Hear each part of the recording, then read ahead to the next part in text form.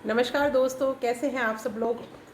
Welcome to my channel Anita Shiksha. और आज मैं आप लोगों के लिए एक और कहानी लेकर आई हूँ और मुझे लगता है कि ये कहानी आपको बहुत पसंद आएगी।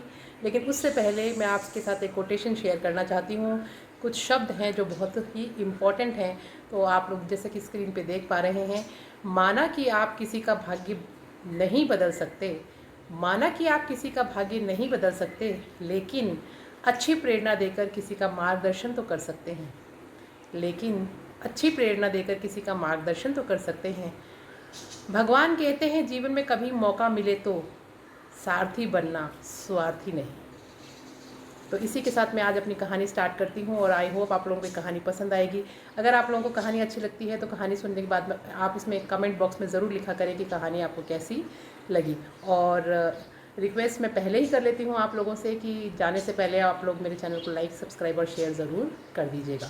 और 6 से 12th क्लास तक पढ़ने वाले जो भी बच्चे हैं वो अपनी इंग्लिश की पढ़ाई जारी रखें मेरे इस चैनल पे। और रीड के भी मैं अब लाइव सेशन स्टार्ट करने वाली हूँ, तो वो आप अटेंड कर पाएंगे।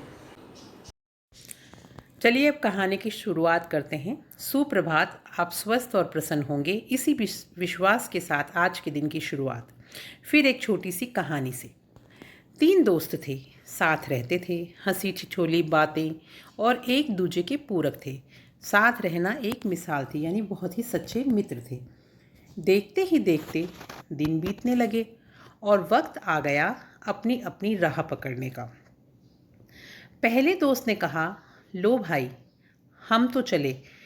मुझसे मिलना हो तो किसी ज्ञानी के पास आना, किसी मंदिर में, किसी आश्रम में।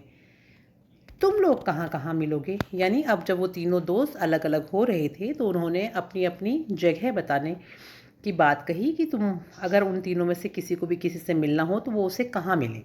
तो पहले दोस्त ने तो अपनी बात कह दी कि अगर मुझसे किसी को मिलना हो तो किसी ज्ञानी के पास में आना। और ज्ञान कहाँ मिलेगा आपको, मंदिर में, किसी आश्रम में, कहीं पर भी। तो दूसरे मित्र से जब पूछा तो दूसरे ने गर्व से कहा, मैं तो बैंक या किसी धनपति के यहाँ ही मिलूँगा। अब दोनों की नज़र थी तीसरे की ओर। तीसरे ने कहा, मित्रों, मैं जहाँ से निकल गया वहाँ वापस नहीं आता और रहने के लिए मुझे झोपड़ी से महल में कोई अंतर दिखाई नहीं देता।